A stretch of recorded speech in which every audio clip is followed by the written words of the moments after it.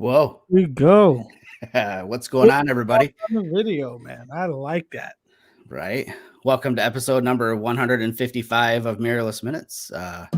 Jerry and I sitting here tonight. I think we're both having drinks, it looks like, potentially. No, I'm not drinking alcohol tonight. Oh, God, you're making me look bad. It's a Thursday I'm making night. you like a drunk. Right? What's up, Russ? Oh, there goes everybody. Shelly, John, Robert. How you guys doing? Nice, nice. That was shocking, right, Robert? I called you Robert. I think we know each other better than that. I'll tell you what would be more shocking, Bob, is if I walked into the room in my underwear. That would be shocking. Okay. If you do that, pull me out of the stream again. Yeah, I think we'll get flagged, for just total disgustingness. But so anyways, again, welcome to episode number 155 of Mirrorless Minutes. My heart's kind of racing. I was pretty pumped to do the promo intro. It's kind of exciting to. Cool video. I like it. You did a good job, man. Thank you. So I guess we'll start off talking about where we left off last week with Randonautica and kind of where we're at with it. Oh, you mean where we didn't leave off last week? Ouch. Yes. So we were going to we were supposed to do the Randonautica adventure this weekend. The weather did not allow for that. It was too cold. And we live so far apart. Jamie lives probably 2.5 hours east of me. Yeah. And the weather just made for a shitty drive. And yeah, there was a lot of cars off the road this weekend. So we just kind of decided to postpone it and let the weather get a little better before we start driving all over the place. Yeah. It was nasty out for sure. Yeah. And I feel a little guilty because I'm always telling people, sometimes you just have to make sacrifices for photography. You have to pull over on the side of the road or go out in bad weather. And it was bad weather and kind of bailed on the randonauting this time. Yeah, it was too cold for that, man, to be pulling your phone out constantly. And yep. Yeah. And yet we're talking about how bad the weather was. Right. But then what are we going to share photos of today? Us shooting bad weather. Right. We're ridiculous. It sounds like a cop out, but Jerry's right. The roads were definitely not ideal, especially on the west side of the state. It was pretty snowy over that way. I know, especially when you were over here, right? Yeah. So we've got a guest for tonight. We're going to have him on in a little bit. We can't wait for that. That's going to be pretty cool. I'm excited to have him on. And I think you guys will enjoy it too as well. Yeah, Walter's a good dude, man. So, hey, we got Dwayne in here tonight. What's going on, Dwayne? Hey, how's it going? E. Bowden. I hate that when I'm kind of flaking on someone's first name.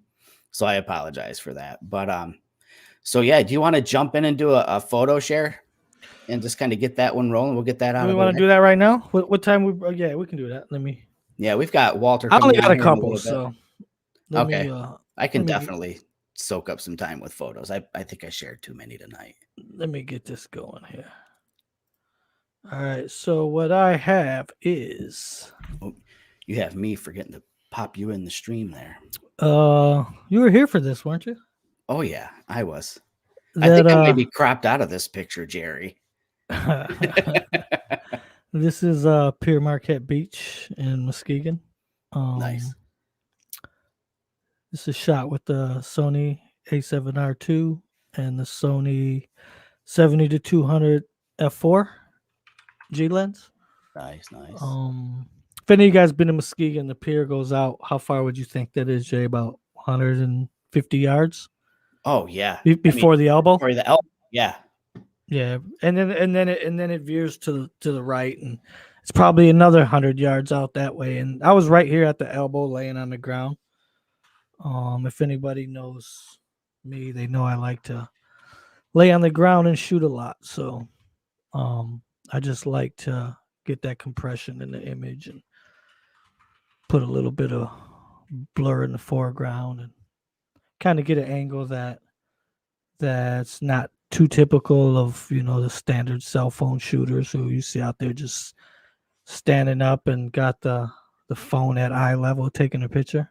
I Right. try to Right. give everybody something a little different of an angle of everything I shoot. Mhm. Um, but this is shot. I believe this was 200 millimeters. This was cranked all the way out, and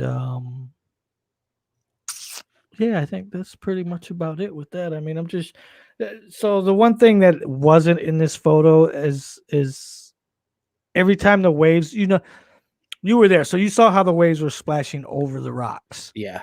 Yep. So every time I tried to get some of that in the shot with the mist coming through, but every time it would pull my focus and focus on the water in the foreground instead of the lighthouse. And the Yeah. lighthouse was a little soft. So I decided to go with the shot that didn't have the water in it just so I could keep the lighthouse Yeah. nice and sharp. Nice. And I got one more, and this was actually the same day. I went back for my third time that day. And I shot with Mike from Beta Pixel. He came in from Indiana, and as me and you separated and we were leaving, he called and said that he was at Pure Marquette. Nice. So I was like, shoot, my batteries are toast. I got to run home and get another battery. So I went and got another battery and came back and met up with Mike. And this was on the, I don't know what you call this, the Fisherman Pier. Is that what they call this one? The North Pier? I don't know North what they call here. it. Hey, just quick question, Jerry. Is What up? Mike's last name Norris? Yes, it is. I believe Ah, so. he's in the chat tonight. Is he? Mike's cool dude, man. Nice. And then we walked out here, but the weather got really bad. When me and you were shooting, there was some nice texture in the clouds and a little bit of sun was coming through. And in a matter of 20 minutes, that was gone and it was snowing. Oh man, yeah. So this was right. I mean, you can see a few snowflakes in this image. And then but the pier was completely covered in ice, and it was really cool. It looked really cool. So I just wanted to get a shot of this this bench with the icicles hanging off of it, and then all the icicles in front of it on the ropes, and I thought it was a pretty cool image. Yeah, it's cool. It definitely shows people who aren't from the Great Lakes region, excuse me, what it's like out there in the wintertime. Yep, for sure. I mean, it's pretty wicked for sure. Yes, it is. And that will do it for me, sir. Wow. You weren't joking. You're like, I don't really have I a had lot to two share that I tonight. wanted to share. I'm trying to stay away from the bum ass photos that some of the other ones that I took, man. So Yeah, I get it totally. So let me queue up mine. what's up, Mike? Now I'm gonna feel bad because I have like Hey, Julie. a boatload. Right. Yeah. I mean, do your thing, man. Do your thing. Yeah. So let me get rid of this sidebar here. So this was the same location, actually probably around the time you were shooting the lighthouse photo that you shared. You'd mentioned that the sun had been poking out periodically. Right, right. And so I was watching you shoot, and I turned and I was just kind of looking out over the lake, kind of waiting my turn for a lighthouse shot. And I just saw the way the light was kind of coming across the lake through an opening in the clouds and just kind of highlighting this cool texture on this rock. I like how the ice was forming on this rock in these kind of like stacked up layers. It's almost like a biscuit or something, all these layers in it, the way it kind of formed. But I was pretty excited to see sunlight, so I figured I better capture it at least in some fashion. And I was shooting with the Sony at this time, I think when you and I were out there. So this is with the A7 III and the Tamron 28-75. Right. The next shot was at our next location, which was in Grand Haven, and just kind of walking around on the beach. I'm always totally floored by the things that the sand and ice do together. Right. How it forms these really cool patterns. And I don't shoot it really often enough. And I think I kind of want to go back and I could probably go back and just spend a couple hours just focusing on these kinds of things and maybe bring a macro lens on my Olympus with me and shoot some of that. But this was when I switched to the Olympus gear. And this is with the 40-150 on the EM1X. And this is a handheld high res mode shot as well. So end up with, the 80 megapixel raw file to work with. And I think I probably have half a dozen shots of things like this, where the sand formed all these kind of crazy frozen textures. And this is just kind of one of those abstract things. I don't really know what I'm doing when it comes to shooting things like this. I just know my eye is drawn towards them. So I at least capture them. And then, when I get home, if I can figure out something to do with it, I will. So this is kind of a crop actually of the original, just tightened it up a little bit just to get this main structure kind of worked into the frame without spilling outside of it too far. Again, another shot in Grand Haven. And this is, again, the lighthouse. And as Jerry mentioned, when we were in Muskegon and in Grand Haven, the waves were going pretty good. We've definitely seen them bigger. But, anytime they're hitting on the fog house at the end and the waves are getting, high enough up to reach the top of the roof, I kind of get excited. So I wasn't out on the pier shooting this. Jerry wandered out there for a little bit. I've got ice cleats, but mine aren't quite the caliber of Jerry's. I think Jerry could climb up the side of a brick building with his cleats. Spider Jerry, right? Spider Jerry. Or they look like some sort of ninja weapon. I don't know. Right. They're definitely much better than the ones that I've got. I kick somebody in the ass with those things and be like, "Give me my foot back." And if they tried to get away, you could kick their tires and pop them. Right, They're so wicked. But this is with the EM1X again, with the 40 to 150 again. So that was kind of like my go-to combo in Grand Haven with the Olympus equipment. And yeah, I don't know, man. It's just, there's something about being out there on these really overcast days and the contrast you get between the red lighthouse and the gray or dark blue skies in the background. I'm totally in love with that. So this is a bracketed shot though. I just feel like I can pull more out of the clouds that way on my Olympus cameras with a bracketed shot versus a single raw file. So people always wonder, can you shoot like a bracketed shot when you've got like this kind of movement and motion going on? And the way Lightroom works, I think it's weird how it works. It kind of locks in one of the frames because the wave is frozen how it looks on my neutral exposure frame, and the birds are in the same location as they are on the neutral exposure frame.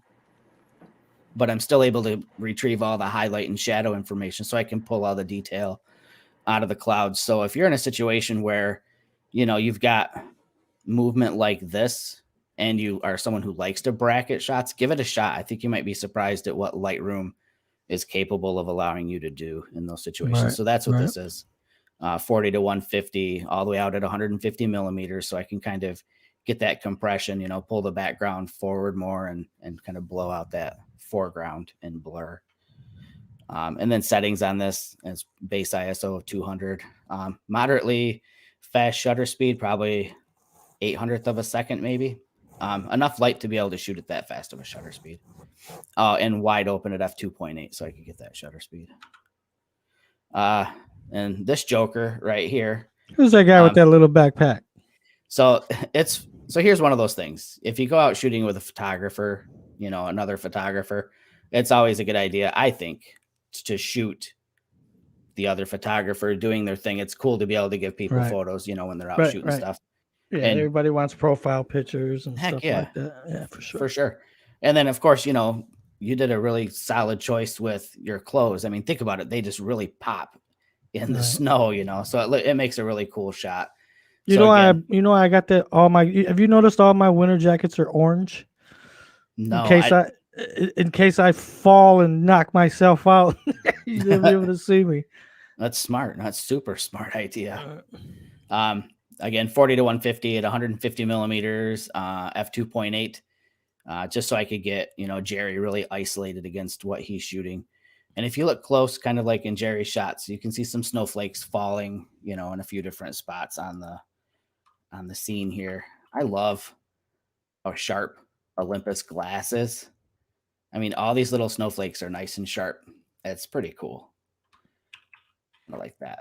Let me see. What else do we have here?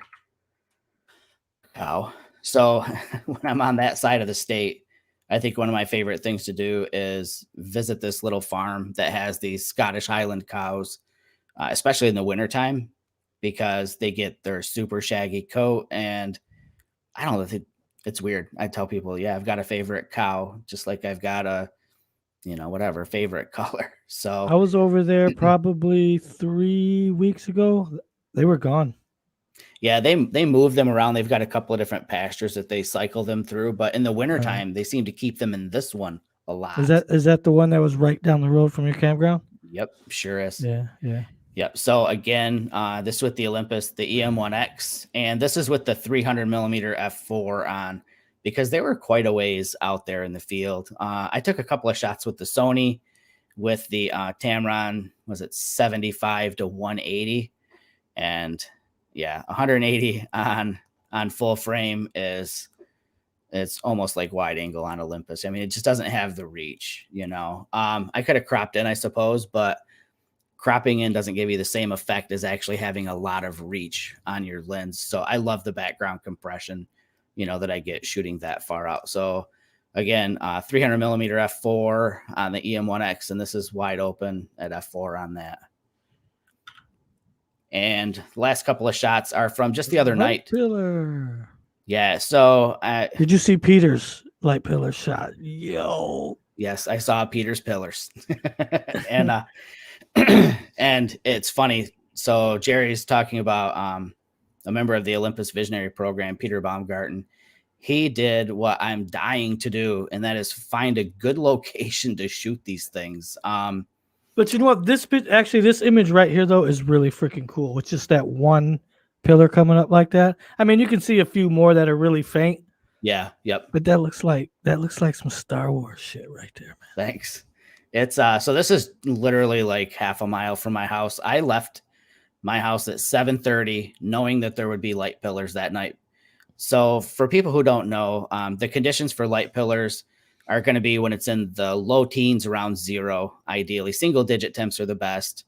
You're going to want a night. You're probably not going to see them on a clear night. You need some sort of precipitation coming down.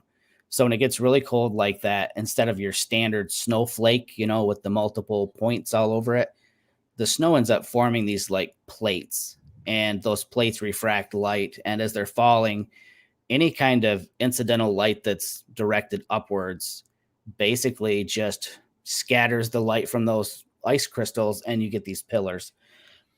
Excuse me. And like I said, it was about 7:30 in the evening. I knew that there was a chance for them. So I was already kind of done for the night, and I was in, and I had pajamas on, and I thought, you know what, I should at least go try. So I jumped in my truck and took off. I drove around for about 2 hours, and ultimately all of my shots were within a mile of my house. So the thing with light pillars is you're best off shooting them if you can't see the source of light. I don't know what it is about actually having the source of light in the photo, but they don't look the same. And something I learned from a friend of mine on Facebook is the height of the light pillars into the sky is in relationship to your distance from the source of light. So if you could take what you perceive to be the height of that light pillar and tip it downwards to touch me, that height is equal to my distance away from the light pillar or the light source. There's probably some crazy math, and I'm horrible at math, that would explain this a lot better or make it make sense. But after reading his explanation of that the other day, looking at these photos, I started to realize, yeah, I think he's totally spot on with that, with what he said, because I had never thought about it. So a tip, be further away. Sometimes you'll see these light pillars, you won't even see them reach the ground. You'll just see them suspended in the air, because that's the height at which these ice crystals are at, and they might get lower, and there might be, you know, heat from the ground, so they melt as they get closer to the ground, so the pillar won't make it all the way to the ground. There's a lot of different variations of these, but again, if there's if it's before snow arrives or after snow is just passing through and you've got single digit temps, just take a drive around. It's kind of a cool phenomenon to see. And this last shot, again, is you can kind of see it a little bit better. What I'm talking about, when you can see the light source in the photo, I don't think that they look quite as good, but you can see that. Let me scroll over here. I'm not good at doing this in the preview window, but you can see that it's actually starting to snow now. So these were kind of changing a little bit in how they look. Not quite as cool as I think the other ones look. Getting some goofy, you know, lens flaring over here, but again, you can see the source of light, and I think it just sort of detracts from it. But yeah, so these were both of those shots were taken with the excuse me, both of those shots were taken with the Sony A7 III and the Tamron 28-75. The first shot that I showed of the light pillars, that was a ISO 400. It was about a 3-second exposure. And then that last shot that I showed was the base ISO of 100 and wide open. And that was a little bit longer of an exposure. Well, it was probably about the same. It's probably about 3 seconds almost. So, right. Jeffrey. Oh, hey. So Jeffrey's one of my favorite, man. Yeah. He said he knew that there were aliens in Michigan. Yes. All kinds of aliens here. Jerry and I among them. So hey, we saw aliens out at all the aliens hang out at Silver Lake Sand Dunes. Silver Lake Sand Dunes. That story is never gonna go away. That was legit alien. We should do a podcast on aliens one day. Yeah. I don't know what we saw that night, but I can tell you what. We were all excited. We were all hollering across the dunes at each other, asking each other if we saw it. And all I could do was just stand there and go, sorry, I had to bring the chicken out. So I know Walter's sitting in the back room waiting to come on. He's probably like, what in the heck did I sign up for? These guys are jokers. Get him in there. Get him in there. Yeah. Let's start harassing them. So let's bring Walter in. Excited to have him on tonight. So yes, sir. And here we have Mr. Walter Elliott. How you guys doing? Doing good. We're kind of cutting up a little bit. Yeah, that's all right. I'm used to it. Good. Yeah. Well, you've hung out with Jerry longer than me, I think. So you're used to this kind of stuff. Yeah, I think I am. It's funny because when he calls, if I put it on if I'm in the van and I put it on, I'll tell him I've got my kids in, keep it PG. Right. Well, I'll tell you what, if you go back and look at the last 5 years of this show, there might have been swearing once in 5 years. Good. So I set the record? You set the record on your first show. There we go. There we go. Nice. Jerry's groundbreaking. So, hey, I'm just going to jump in with a couple of questions and things like that. And just to kind of get people to know you. But first, I think I know the answer, but I want to hear it from you. Okay. If you know the answer. Oh, boy. Why are you called the mayor? Or is it just me calling you the mayor? No, I kind of, it's almost a self-imposed nickname. I tend to talk to people when they walk by. My dad had the same thing. He was always talking to everybody. So I once said, I was shooting with Dave Behrens, and I once said, I'm kind of like the mayor around here, talking to everybody, trying to get votes. And so he started calling me that, and I think Jerry picked up with it, and then it just kind of went all over the place. So Nice. Yeah. So and it does fit because of course I live 5 minutes away from either the North or South Pier in Grand Haven, so I'm there quite a bit, and so it kind of fit for that too as well. So yeah. Well, good. Then I wasn't too far off base. No, not at all. Not at all. Because I've had a couple people ask me, why I've referred to you as the mayor. And he's a recognizable figure in Grand Haven. I think people just assume he's the mayor. He's out greeting everybody. Yeah. So if you're the mayor, why did you let them do that to Tasty Treat? We'll stick with photography and not politics. Yeah. So there was, for those who don't know, a little inside baseball. There was a little ice cream place in Grand Haven, and basically it looks like they completely demolished it, built a development right above it, but then tucked in an ice cream place right below it. They were mad. They were furious that they were tearing that ice cream place down. And half the people probably haven't been there since they were a teenager. It's sad when people are like that. I've got one of my favorite street photos taken at night was taken there. I think one night with you. Too. Yeah. Yep. I've seen both. I like both of your shots. That's really nice. Thank you, Walter. Thanks. But so let's learn a little bit about you, Walter. I mean, we know you, but everybody that watches doesn't necessarily know you. So give us a little background. Well, I started photography when I was in high school. My brother's wife gave me a Canon AE1 that she had got from an old boyfriend, but used it maybe twice. And so I shot film in high school, and I took a class after school. One of my high school teachers was a photographer. And messed around with it and did some stuff in high school and then in college. And film is really expensive. And so I ended up kind of shelving it. And then years later, I think, with the cell phones and everything, people always kind of commented on my compositions and things. So back in 2014, I borrowed a camera from a friend of mine, a digital camera. So going up to the UP, and just kind of fell in love with digital photography. And so I ended up buying, it was a Canon T3i, and used that for a while. And then I shot the T6i, and then only recently, back in June, I bought the Canon R mirrorless. So nice, a big jump, yeah. So Welcome to the dark side. wow, I didn't know you had made the switch. So I was getting ready to jump in and say you're our first DSLR user on the show, but okay, well, not any. Sorry, yeah, yeah. Nice. It's funny because you know, shooting with that, it's considered kind of an entry level camera, and I was almost embarrassed to tell people that I was using that, because I'm just like, you know, all these people are shooting with their Nikon D8s and, you know, whatever, and, you know, the Sonys and so, but then it kind of felt nice saying, look, well, I can get this out of this camera. So, yep. But it's nice. I mean, there are a lot of benefits with the Canon R that I've found, especially with ISO range. It's incredible. Yeah. I mean, I never shot over 1600 with the T series, and now, you know, I'm shooting 2,000-3,000, and I don't have a problem with it. So I could tell you bought a new camera. I figured you either bought a new body. I thought you got a Mark IV. I was looking at the 5D Mark IV. Yeah, I could tell by your images around the time you made the switch, there was a huge improvement in image quality. You know what I mean? Yeah, absolutely. You can tell big time. You, at least in your night photos. That's where you usually tell the switch from full frame from ASAP.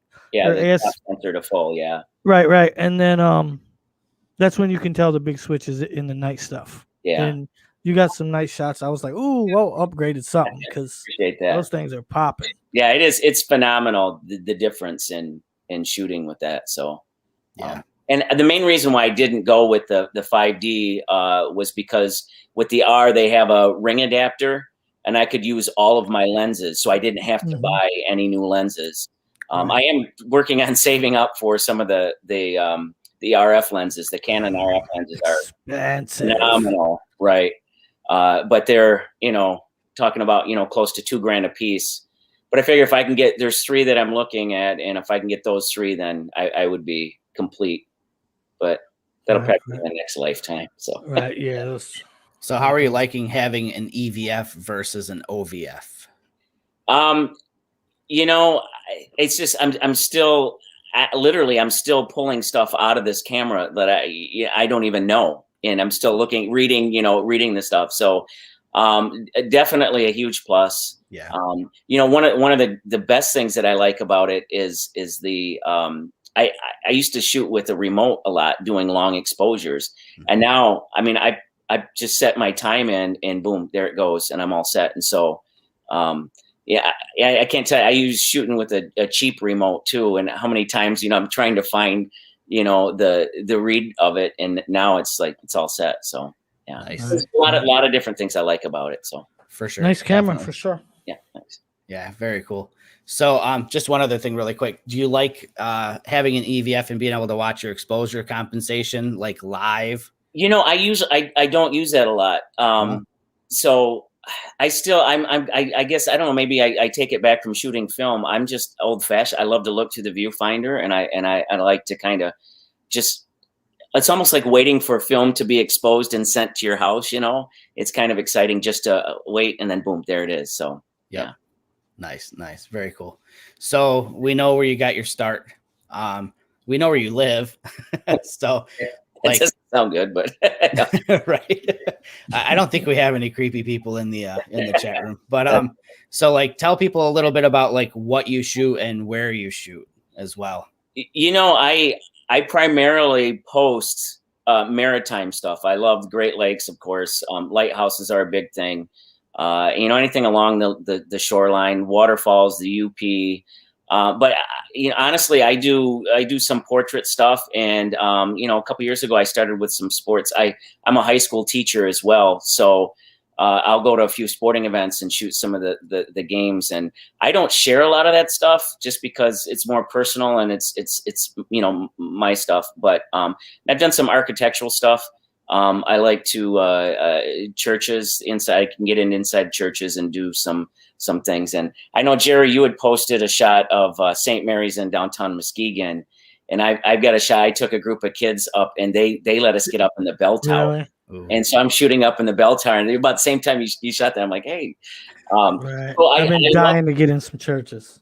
Yeah, I love to do a lot of different things, but I mainly will post just to kind of keep the theme going along, and the maritime stuff. And I mean, that is a passion for me too.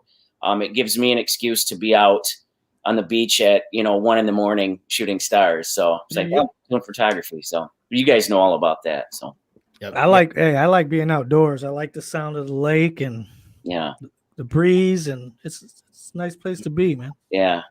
And for me, the summertime, being out under the stars and on a warm summer night, that's my favorite. So right. So I got a question for you, Walt. Okay. You shoot because you live so close, and it's the same for me. I'm 7 minutes from Pier Marquette. Yeah. So where do we go? As the day winds down and the sunset's coming, and we got to get somewhere, and we go to. I go to Pier Marquette. You go to Grand Haven. Yeah. So do you ever feel like shooting the same place over and over again? If you lose, I don't want to say interest, but what keeps you motivated to keep going back every single day? You know what I mean? Well, and not that you're there every day, but you know what I mean. Yeah, I know. I'm there quite a bit because it's so easy to get to. Right. Same as me with Pier Marquette. Yeah. Right. There's two avenues I can go with this. The first avenue is I'll go with the negative first. When I first started shooting, there were a lot of nights I'd be the only one out there, especially in the wintertime. Right. And now with social media and with everybody, with cameras getting so, but even with cell phones, the image quality being so great, but mainly with digital, there's so many people out there now, and it's kind of frustrating when you go there and there's 20 other people lined up in the beach, and people are moving around and some people walking in front of you, and so that has been kind of frustrating lately, and it has a negative impact on me going. However, shooting the same thing over and over and over again forces you to be creative. And, I think I counted once, I have about 9 different areas that I go to get different angles and whatever. I mean, even with that, you're still going to get a lot of the same stuff. But I've always attributed it to maybe a friend or a spouse or a significant other. You can know them your whole life, but they'll always do something every once in a while to surprise you. It's like, wow, that's kind of odd. I've never seen you do that before. That's kind of neat. You doing this. Right. So it's trying to pull that everybody's shooting the same thing, waves or ice or whatever. How can you be different? Now, I will admit the last year or so, I've been kind of lazy and not pushing myself creatively. But the first 3 or 4 years, my mantra was always, okay, that's the shot everybody else is getting. What can I get to set myself apart? I want something totally different from this area. So. Yep, I feel you. That's one of the reasons why I started laying down. You know what I mean? Yeah. Is that get something different? Yeah. Is that about the time that you discovered whales in the Great Lakes, Walter? I'll tell that story real quick. There's a Facebook page called the Great Lakes Whale Migration Station, and I thought it was really cool. I found like 6-7 years ago. And so I had a shot from Grand Haven, and I found an image that somebody allowed me to use of a whale breaching, and I photoshopped it in. And it was just a quick, it wasn't even that great of a Photoshop, right? And I shared it to their page, and people were angry about it, about that's fake, or, so I just deleted the photo. Well, in the meantime, Stephanie, when she was at Visit Grand Haven, she asked if she could share that. And I said yes, but I deleted it thinking that it's gone. Nobody ever. So I remember the morning, it was an April Fool's, and I woke up to a text from Jerry. Goes, yo, man, that thing is going off. And so I looked, and she had saved it and posted it. And thankfully enough, most people they knew the joke, but right. I was surprised at how many people literally thought they were upset. Yeah. And in that close. And I remember, I think one of my favorites was somebody said, forget about the whale, because there was a surfer in the shot too. And they said, what's this? You know, and they couldn't believe that somebody was surfing. Right. Well, I was like, but I think my other favorite comment was somebody said it's because of all the salt that runs off from the wintertime from the roads into Lake Michigan, allow for whales to come in. And, but at one time, that was my most popular photo on social media, and that thing went ape shit, dude. Yeah, that yes, was it did. everywhere. yeah. So, but it's all in good fun. I mean, like I said, Right, for most sure. people were okay with it. So, Yeah, for sure. Yeah, honestly, when I first saw that photo, I didn't know it was yours. I didn't know where it came from. I don't even think I saw it on Facebook. I think I saw it somewhere else, maybe on Twitter. Like, I think it went a lot further than you realize. yeah. So, Yeah. you know, and the one thing I did not do, I always have my logo on or what. I didn't put anything on it because I didn't want to be attributed to it. But people knew, and then they started sharing, "Oh, that's this guy's," and I'm like, "No, that's not me." It was so epic. Oh my gosh. So I totally understand though where you're coming from about shooting the pier repeatedly, the lighthouses, the barn that I used to shoot. I mean, I shot it for a decade, and I didn't mind that I shot the same thing over and over. I felt a lot about it the way you do, you know, that there's this one thing that I like. I can, I used to be able to depend on it being there. And It was cool to see it in so many different ways and so much, you know, in all these different seasons. And over time, you kind of know if it's going to be like this out, oh my gosh, this is going to be great to go to this location. I just hope that your muse doesn't ever just decide to collapse. I don't think it will. So I think it'll be safe. You know, there's times when I'll go and I won't even take my camera out. Just to be there is what it's about. And you know, if I have something to share, that's a bonus. So yeah. Right. I've done that a few times. I'd get down to Pier Marquette and I just park the car and I don't even get out of the car. I just sit in there and I people watch and I watch the weather come in and it's about it. Yeah. It's a meditative thing. It's just a way to escape. I love it. Absolutely. That's a big part of photography, I think. So do you want to do an image share tonight, Walter? I know Sure. You know, it's funny. Let me see if I can get this open here. So he's going to lead off with the whale. No, yeah, there it is. Let me see if I can. Okay, so you can see that, right? We'll go. Sure can. Yes, sir. So I have like 30 some. I know you said about 5, but I'm just thinking, well, maybe if I go this way or if I go that way. You share as many as you want, Walter. Okay, I appreciate that. This first one, of course, is we all call it Little Sabo, and I've had people say, you know, why do people? It's technically Little Point Sabo. It's Petite Sabo, but everybody calls it Little Sabo, so that's what I'll call it. But I sometimes I have shots in mind, and sometimes I just go and see what it offers me. This particular time this is what I wanted to get somewhat. I think this is a collection of either 17 or 19 photos stitched together in Photoshop. I wanted to get the Milky Way arching over the lighthouse. And for me, this is the darkest sky that I found up and down Lake Michigan. And it is very popular now. You get a lot of people there at night as well. But so I kind of thought maybe I would start off with that. So I'm going to just do this and go back because I really want to. I think the ones that I really want to talk about are the ones that really got me going in photography. So let me just find this. First one is called Ghost of the Pier, and let me put this up. So this is actually shot in JPEG. It's not even in RAW. So when I first started shooting, RAW scared me. Just hearing shooting RAW was frightening. And then when you actually shoot RAW and then you start processing the images, you say, okay, why didn't I switch over to this? So, a long time ago.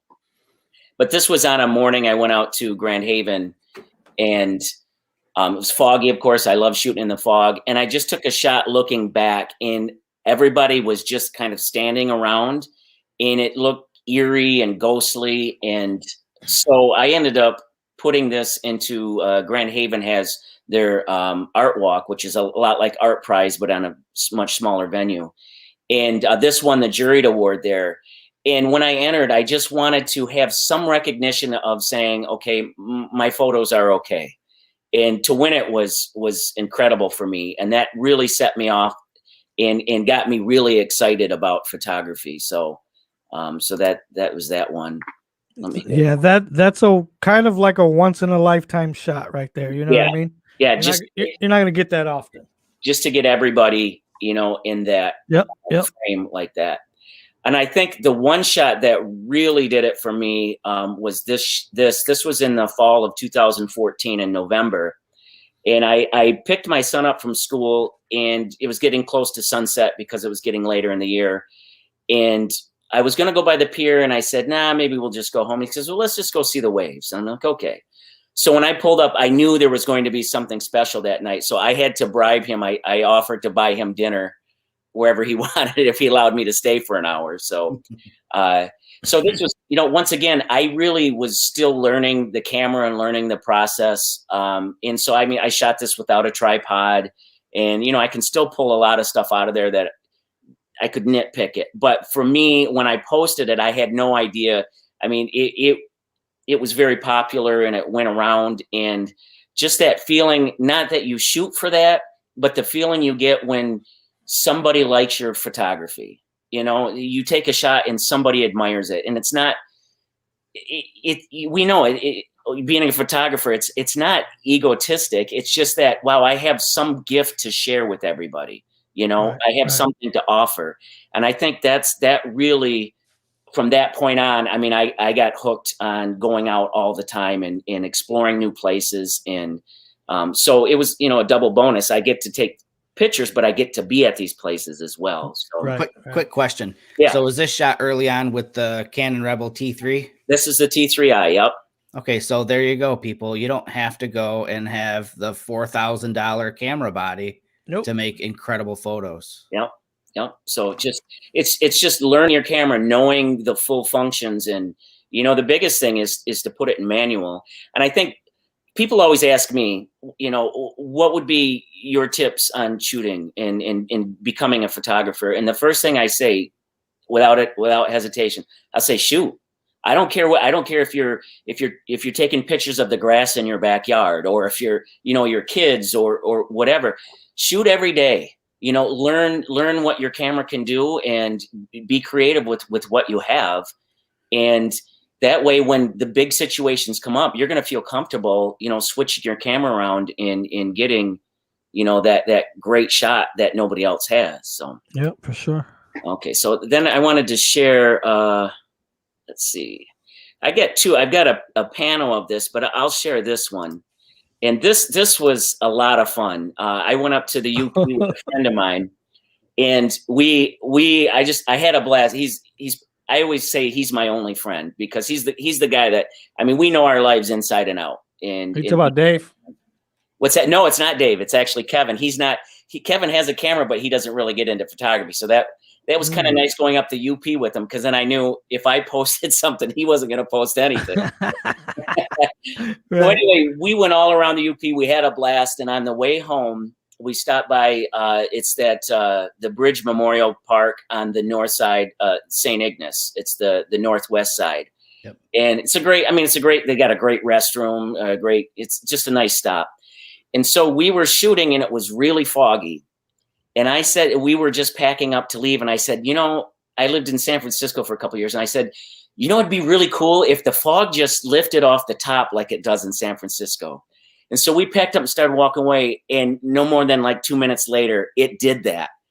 And we went right back down and started shooting. Universe. Yes, it was like, ask and you shall receive. So it was just, I don't know. It's just one of these shots that, being there and seeing it and knowing it. And then we drove across, and it was quite the, surreal experience. It was almost mystical, I guess you could say. So when I posted this is one of the very few shots at Pier, Michigan in the beginning. They shared my shot, and I'm like, wow, Pier, Michigan, and then everybody started sharing it. And, once again, we don't do this necessarily to get all the accolades and all the shares, but it's nice when somebody appreciates your work, and then you're there. So those 3 shots were my shots early on, and I think there was another that I don't have on here of a lightning shot. And I kind of felt like this is my entrance into photography. I'm here to stay now. I'm okay enough to have some talent, whatsoever. Because Right. I think, Jerry, you and I have talked about this a lot, that being a landscape photographer in Michigan is awesome, but there are people all around the world that are light years ahead of us. The Oh, stuff that yeah, they're sharing is phenomenal. right. And So, it's because it's their locations, yeah. yep. But just to be in that same sentence is always kind of nice. So, Right, for sure. so those 3 shots. So then I have just some other random stuff. Let me go through and Show us some storm stuff, Wall. I know you got some in there. Here we go. Okay, so this is recently. This was about a year and a half ago. Now, when we're shooting storms, I mean, we've all been in the torrential downpour, lightning striking all around you. So there's one situation that I absolutely adore in shooting lightning, and it's having it in front of you with no wind and no rain. And that's exactly what happened this night. It was all just north of us, but close enough to where you would get some good shots. No wind, so you don't have to worry about your tripod rocking or, trying to keep steady, and no rain. So it's basically, it's just a dream to be out there. And It's then the perfect storm. Yeah, there you go. Yeah. So just to, have the opportunity and then to have strikes like this going off all the time. And, a lot of times I'll share the stuff and I don't see this until somebody else will post it out. But somebody said, hey, that looks like somebody walking on the pier, the lightning. I'm like, hey, that doesn't it? So probably Dave Behrens. It's like he was right beside me on this shot. So he was shooting the same storm. So so that, I mean, storms are, if I had to only shoot one thing for the rest of my life, this would be it. Storms are fun, man. Me and you've shot a lot of storms together. It's fun. And the stories that go behind it too. I was debating about, I didn't add the shot, but we were out on the North Pier that day when the water spout came out, and I, still get harassed about this, but I'm fine with it. Because when I saw the water spout, I picked up my tripod and ran because I didn't want to get knocked off the pier with a water spout, and you guys are laughing. Right. So I won't bring up the coyotes in the middle of the night. Then. That's another one. Right. Oh, I forgot about that. Yeah. As fearless as I seem, no, I get frightened quite a bit. So Walter has a good self-preservation gene. Right. That's he knows when it's time to go. So this is when we're talking about lighthouses. This was, I think, the second time I went up, but Chris Point is, and everybody will tell you, I mean, you look at any social media or anybody writing about it, they'll tell you that it's the drive getting there is crazy. But once you get through that drive, it's like going back 100 years in time, and there's nothing else around. Thankfully, they've restored it, and it looks beautiful. And, they've done a lot to keep that beach there so it doesn't, topple. But this is one of my favorites. Just if anybody doesn't know, the last 7 or 8 miles out there is basically sand and potholes, and sometimes you can't even get out there. But when you finally get out there, it's quite the experience. And then to get shots, like this, the weather conditions just right. But this is another one where I think when I shot it 5 or 6 years ago for the first time, and there's some people that went out there, but now with social media and everybody posting stuff, and a lot of people go out there now, and which is fine, but it's getting more popular. So let me do the other thing I do now. I try to in a lot of my shots, I try to get as true to the shot as I can with color, the way it looked. I do some long exposures, but once in a while, I love to have fun with Photoshop and do something different. So this is a tree in North Muskegon at Muskegon State Park, and I shot it at sunset. But you'll see here, which is the original line, and below that is the beach, and there was some water, whatever. But I thought, this might look kind of cool if I cropped it and then I mirrored it just to see what it looked like. So that's what I did. So I cropped the top half of the picture and then flipped it and mirrored it. So it's not water that it's reflecting on of. It's just, the top and the bottom to the same picture. Right. But I thought it turned out kind of cool, and I kind of liked it. And so I posted it, and, it got people liked it, and I sold some of it. So So it's not always about getting exactly what it looks like, or, Right. sometimes it's being creative and artistic and doing things that you normally wouldn't do. So, let's see here. I'll tell you, and we talked about the story. Every shot has its own story, right? So this was, it's a full moon over Tequamanon Falls, but it was the full summer moon during the summer solstice, which happens about every 40 or 60 years. And so I was actually up with a group of students that I took up there, and I wanted to get out there at night and shoot it, but I had to go through the park ranger, and he was adamant about not letting me back at night. He started telling me about all the dangers, and he said about going alone. I said, well, I've got 2 other people going with me. And then he'd say, well, about this. And so everything that I had an answer for him. So after about 20 minutes of debating with this guy, he finally let me go back in. And it was one of those experiences where, the camera really can't capture the feeling that you had just standing under the full moon, Right. over the Tequamanon River. And what it took to get there. Right. Yeah. The one thing is, of course, a lot of people will, and I could have, shot the moon in the way it looked, how you can see the detail of the moon, and then, did a dual layer or whatever. But I thought it'd be kind of cool just to leave the long exposure and the moon shining, and just kind of get the right glimpse of it. So I'll share a couple. I don't know how much time we have here, but we're good, man. Keep going. Okay. There's no time limit. Okay. Of course, you were talking about the waves in Grand Haven. This particular day was really cool, and it wasn't so much about the waves, but it was the experience that I'll always remember. Of course, when the media hypes something up, it generally doesn't happen. Like the aurora they forecasted a couple months ago. I don't know if you guys remember that. We didn't get anything, but they were saying, okay, we're going to get these big waves in Grand Haven. So of course we're all excited. But Jerry, I remember you were down there that day, and I remember being down the evening, and Brad Terry was there, and that's the first time that I met Neil Weaver, and John McCormick was there. Todd and Brad Reed were there. There was news all over the place. It was busier than what it usually is in summertime. Right. Couldn't get in the North Pier parking lot. There was a line, which was crazy. But just to go there and experience that, and to see everybody just getting into it, and right. photographers and tourists and people who lived there, and I'll never forget that. It was just such a crazy experience. It was pretty cool. There was a lot of big names there. You know what I mean? Yep. Yeah. And I remember that was my first time I met Neil Weaver, and he said he had some big lens, and he goes, yeah, Todd and Brad Reed, they said, here, why don't you try this out? So they brought, and it's like, that's pretty cool, right? These guys are showing stuff, and thought, how cool would that be? Right. I'm never at that level.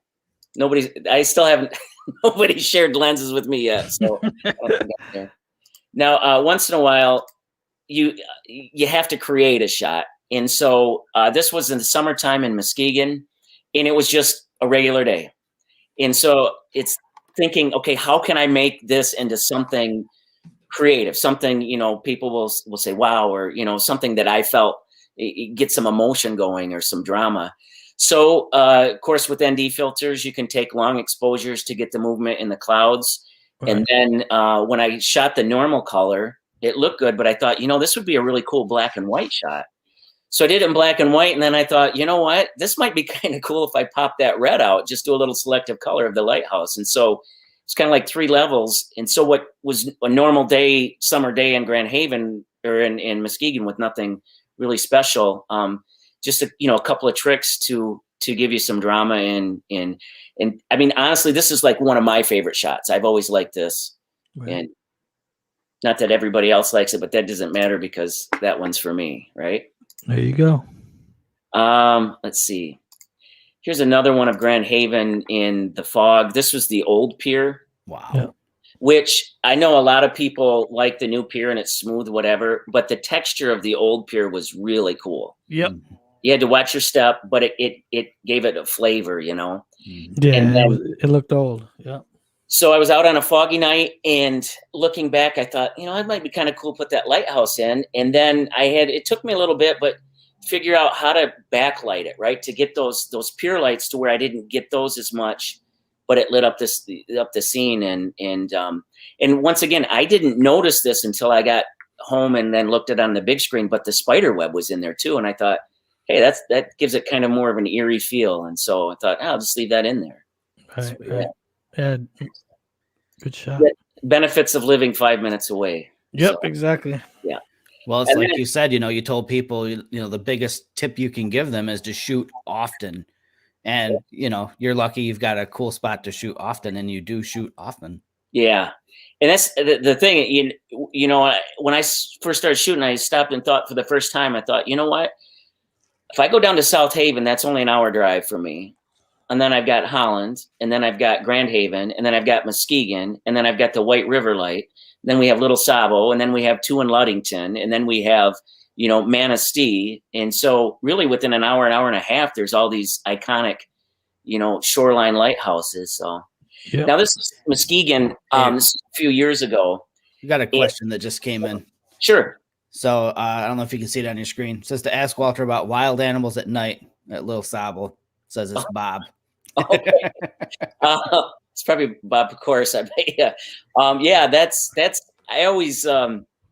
I'm a little nervous when I go up by myself. Whenever I'm, and so if anybody who's ever shot there, know it's kind of like a bowl. So you get down in the dunes, and then I always look up and thinking, if there's something up there, it's got the high ground, and I'm toast. And I don't have a handgun or anything like that. So I'm thinking how I can be creative with my tripod if something comes down. And so, yeah, it's always a little alarming, but I know I remember Neil Weaver had a story once that he shared about being up. I think it was in Ludington, going in the dunes and being out a ways and seeing eyes at night with this headlamp, and then thinking it was deer, but then seeing them as they get closer and it's more down to the ground, thinking a big cat or cougar or something. And so that's always, yeah, you don't want to see that stuff when you're out there by yourself, but Right. I haven't heard of any attacks yet. So I don't want to be the first one, Right. I keep telling you, man, get a gun, man. Yeah, I know. That's why I bring you. I just bring you and everything's good. Right. So this was a couple years ago in Muskegon, and I stopped by and I really wanted the shot of the ice, but it was just a sheet of ice all the way out there. You guys were talking earlier in the show about how far that is out there. Right. And I didn't have ice cleats, but I'm thinking I really want this shot. So I don't know if anybody's old enough to remember this listening, but the Carol Burnett show, Tim Conway did this old man where he would shuffle his feet and it would take him like 5 minutes just to go, a couple of feet. And that's the way it took me about 50 minutes to walk out there. Oh man. I was just moving really slow. But when I got out there, I was happy that, because I didn't have a shot of the ice like this. And Right. Took me another 50 minutes to get back. But at the same time, I remember because I shoot with Dave Behrens quite a bit. And Dave, if anybody's ever shot with him, knows he has no connection to fear in his brain. He doesn't see it. And so he'll be doing the craziest things. And I'm like, how is he still alive? Right. Right. So all my way out there, I just kept telling myself, Dave would do this. Dave would do this. Dave would do this. Me and Dave have been in some sketchy situations, man. Yeah. So let's see here. I'll do one or two more here, and then I don't want to. Let's see. And this is one of these things too, where sometimes being so close, just driving home, if it's late at night, I'll swing around and see what it looks like. And this was a crazy night because I don't know honestly where that light source was coming from, but the pier was lit up. Of course, this is when they were restoring the catwalk because there's no catwalk in here. Right. But when I got out there, I was like, why is this so bright? There was no moon. It was cloudy. And I don't know if it was the city lights reflecting off the clouds, but it was just really bright. And it added for me, I didn't have to do that long of an exposure to get that light going out. So, Right. so, sometimes it's just checking in on a situation and you never know what it might give you. So See, that's one thing that I got out of the habit of doing. just checking things. Well, I've taken so much time off from landscape photography, dude. I kind of forgot how to shoot. You know what I mean? I'm Yeah. trying to Trying to get back in the swing of it. So this was I've never seen anything quite like a shelf cloud at this magnitude. This was over Memorial Day 2018, and a couple of us were just driving around, and we were hoping for lightning, and we decided to go here to Little Sabo, and it was you walk out and you go, that is incredible, the shelf cloud. And if you can see down here, I don't know if you see my cursor going over this, but these are the people. Yeah. So you see the size of the people and see the size of this shelf cloud coming in. And it's really cool along the lakeshore when something like this comes through, because it's normal. And then you'll feel that all of a sudden the wind just hits your face and blows you back. And then you're like, okay, it's here now. Yeah. And then the storm, of course, was all underneath. And then we stayed for a little bit of lightning, and then chased it all the way over to Muskegon. But this was one of those days that was, that's when it's fun to shoot. Right. That looked like the day that you got the photo of that water spot when me and Dave stayed out there. Yeah. It got really dark. That shelf cloud came in and it got almost pitch black out there. And then the wind kicked up and it was time to go. Yeah. So much fun. Yeah, it was a blast. Oh, I know there was one. So sometimes too, you never know what you're going to get. I went up to, this was a weeknight to shoot Aurora, and I went up to, there's a place called Minert Park, which is kind of by Stony Lake, and went to shoot the Aurora up there at the beach, and there really wasn't much. So on my way back home, it's probably about midnight, I went through the causeway in Muskegon, and the fog, there was just a lot of fog. And so I thought, you know what, I'm going to just park in here and see what walk around. And the fog shooting through the trees was great. And this was one that I shot with the willow tree. It gives kind of an eerie appearance. And, talking about wild animals, I was trying to shoot it from the other side close to the lake. And I get up next to this grass, and all of a sudden these geese come out and start running after me to attack me. I'm like, dude, what'd I do? And so I didn't stay there very long. I didn't feel like battling with the geese that night. But so yeah, a lot of times it's just, stopping and seeing what a place has to offer. Yep. And then when we go up to the UP, that's Memorial Falls. That is just such a peaceful place to be. It's not that bad of a hike. It's about maybe a mile back in there. And then just being back there, though, you just want to sit there for a while and enjoy it. Right. Even if you're not shooting photography or doing anything. So that's always fun. Yeah, I know we've got people that watch this from all over the country. I don't think people realize just what sort of environment Michigan offers photographers. Right. I think people think of Michigan, probably the first thing that comes to mind is Detroit. Right. And they don't realize, what the coastlines are like here or what the Upper Peninsula is like. It's like a whole nother world up there. And I think, when people, when they go there for the first time, they'll, I've had people from out of state that have seen the Great Lakes, and they're like, you can't see across. Like, yeah, but that's why they're Great Lakes, So this was one, this is North Muskegon, the Muskegon State Park. And there's just that tree there, and it stood out. And doing some high key or, a little bit higher exposure to kind of, give it more of a winter feel. And that sense of solitude, I guess. That's why I called it solitude. Very nice. I like that shot. Okay, maybe we'll do one more. I don't know. What do you guys usually end at, like 9 o'clock? Hey, there's no time limit. We don't have a time limit. We go till everybody leaves. Okay. Are there still people here? Oh, yeah. We got like 20 watching right now. Oh, here we go. Okay. Well, here's another lightning shot. I always try to, I think as photographers, we're always trying to make it interesting. And a lot of us always talk about putting things in the foreground. Sometimes, it'll stand for itself if you got nice clouds and a nice strike. Mm-hmm. Oh, for sure. Yeah. So is that Wisconsin? No, that's actually, that's Muskegon right up Right. Yeah. So it's kind of cool to have that. That's funny. I see your lightning photos and I'm thinking, was I out on one of the piers that night? Was I? Exactly. Because I will, when stormy weather's coming, I live, 2 hours from Grand Haven. And there's been so many times where I've dropped everything and jumped in my truck and raced over. Yep. Here's another, that's also in Grand Haven. So now here's the thing. What, sometimes it's a little deceiving. because this lightning was probably Muskegon, if not even a little bit further north. And so I used a telephoto and brought it in. So this is beach grass, and it was kind of distant. So, but shooting it at a long thing, you know, brought it right in, and it gives you that effect that it's right there on top of you. So, and that's tough to pull off because when you're zoomed in, you know, your field of view gets so narrow. So that's a 1 in a million. Yeah, It's tough to pull yeah, off for sure. And then there's that time. I want to show this panel because once in a while I'll do a regular panel. Well, I'll do like, you know, 3 or 4 shots and stitch them together. And this is actually just a crop of a regular shot, but I thought it looked nice as a panel, and there was enough information in there to still, if I print it, you know, large, it still looks nice. But this is a lighthouse I've only been to once, and I always wanted to go to.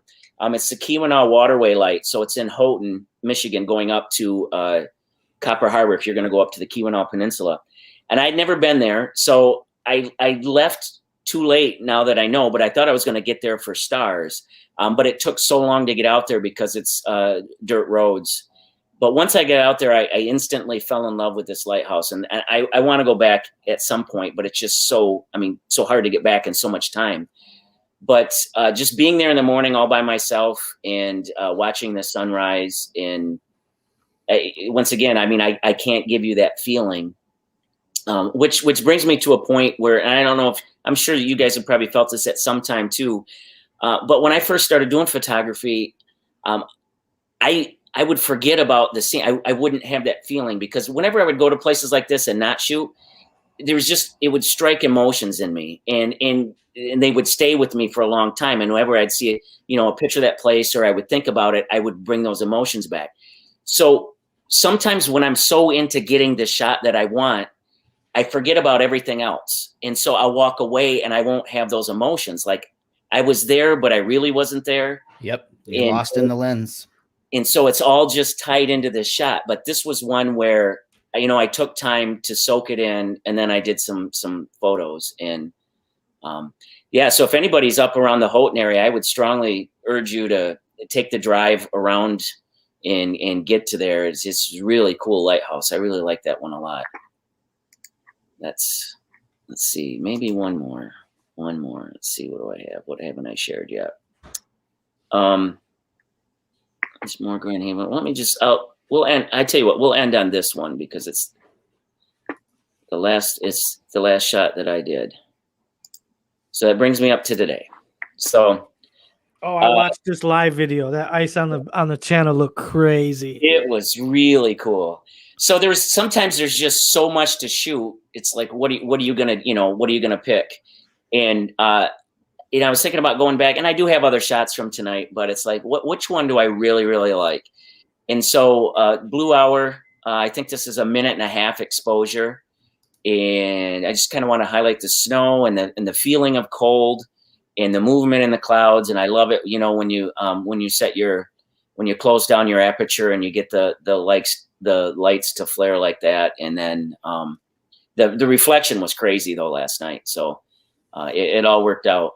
It works in a nice shot. So, you know, emotions, I think, are the big thing that I always deal with photography. I always like, where's the drama? You know, anybody can do regular things. I want to stir emotions in you. I want that drama that's there to do. So, right.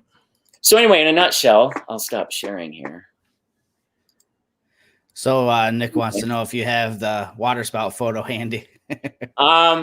You know what? Let me see if I can. I would have to add it because there's something wrong with the sharing. I'd have to put it in Dropbox. It'd probably take me too long to do, but if you scroll through my stuff, it's there somewhere. And Jeffrey McFeeder says shelf clouds are amazing. Doesn't find a lot of them with a lighthouse in the foreground though, because he's in Kansas. Oh, in Kansas, yeah. Yeah, I'm really hoping to get some sort of storm chasing in with somebody. I'd love to do that this year in the spring, like head out west. I don't need tornadoes or water spouts in my life, but you know, the big supercells are really what I want to shoot. So, you know, one guy who I followed on Instagram all the time, and I follow him because he's the captain of Wilfred Sykes, the freighter in the Great Lakes. I follow him too. Eric Treese, and Yeah. he lives out in Colorado. So now it's when it gets storm season, he has some incredible stuff out there. So yeah. Yes, he does. Yeah, you get to the eastern part of Colorado, it's wide open and the weather's amazing. So Yeah. maybe we'll get us all out there sometime Yeah. and chase some weather. If anybody wants to start a GoFundMe for us, I'm Well, I have a feeling that that Jeffrey here would put us up in his place. I'm gonna put him right on the spot right now. okay. Absolutely, Jeff. If I ever come out if I'm going down to Kansas, I'll make sure to look you up. For sure. Jeffrey's a great photographer, man. I love his Yes, stuff. amazing work. Amazing work. Well, cool. Look, we've been running for a little over an hour. We'll probably wrap it up, but just want to say thank you, Walter, for coming on. Yes, sir. Thank you guys Thanks, for man. bringing me. It's a lot of fun. I love talking about this stuff. Though. Right. So, I honestly didn't think you would come on. I generally try to be a little bit more mysterious, be just the guy behind the lens and just look at my stuff. But I'm softening up in my old age, I guess. So There you go. Yeah, Nothing glad you wrong with came that. on, man. yeah. it's always good to put a face to the art, I think. So are you going up north this weekend? I know we talked about that. I think there's we had some things come up where I might be open to going up to Point Betsy with you. So absolutely. We'll talk about that. Yeah. for sure. Oh, you guys could spend Valentine's Day together. Yeah. All right, cool. Well, look, everybody, again, thanks for having Walter on, and we're going to make sure that all his links to his social media are in the show description over on the YouTube channel and on the audio version. And if you're impatient, look him up, find him, Walter E. Elliott. You won't be disappointed at all. For sure. Appreciate it. So thanks again, Walter, and we'll Thanks. see. Yeah. We'll see everybody in 2 weeks, maybe with another guest. Who knows? See ya.